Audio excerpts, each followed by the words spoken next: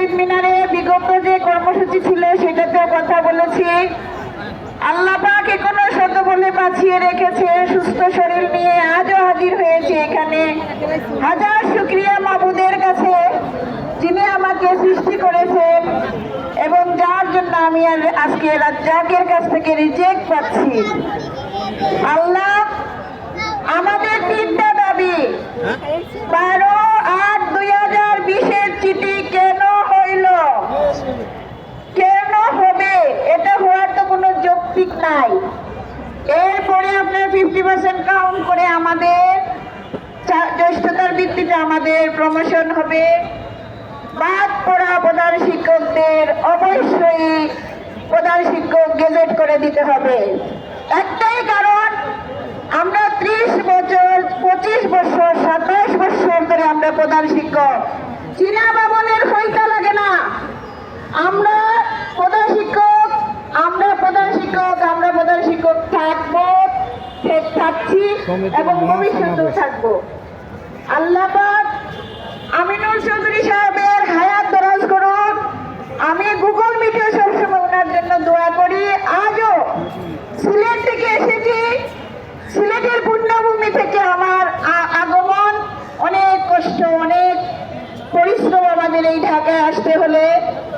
আমি এইখান থেকে দোয়া করি ওনাকে যেন আল্লাহ হায়াত দান করেন এবং ওনার সাথে যারা আছেন তারা যেন আমাদের জন্য কাজ করে যেতে পারেন। আমরা আশা করি আজকের এই সমাবেশ মহাসমুদ্রের রূপ নিয়েছে।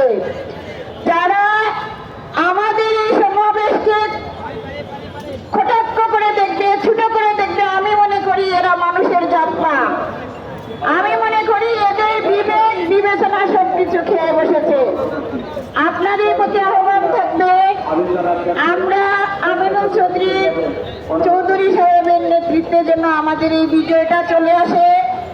আমরা আশা করি আমাদের যৌক্তিক দাবি অবশ্যই সরকার মানবে। বিগত দিনও আমরা ফ্যাসিস্ট সরকারের অনেক রিকোয়েস্ট করেছিলাম, মাননীয় প্রধানমন্ত্রী আপনি একটা চিঠির বদলে আমাদের জীবন নষ্ট করে দিতে পারেন না। এই অধিকার আপনাকে কেউ দেয় নাই, কিন্তু আপনি আমাদের অধিকার নষ্ট করেছেন। আজকে আপনি কোথায়, আমরা কোথায়? আমরা টিচার জায়গা মতো আছি, আমরা প্রধান শিক্ষক জায়গা মতো আছি। আমাদের বেতন ভাতা কমতি হবে, এটা নিতে পারবেন না। 74 বিধিতে আমাদের অবশ্যই মূল্যায়ন করতে হবে, এছাড়া আপনার কোনো গতি, আমাদের অবশ্যই এখন পথ বের হবে।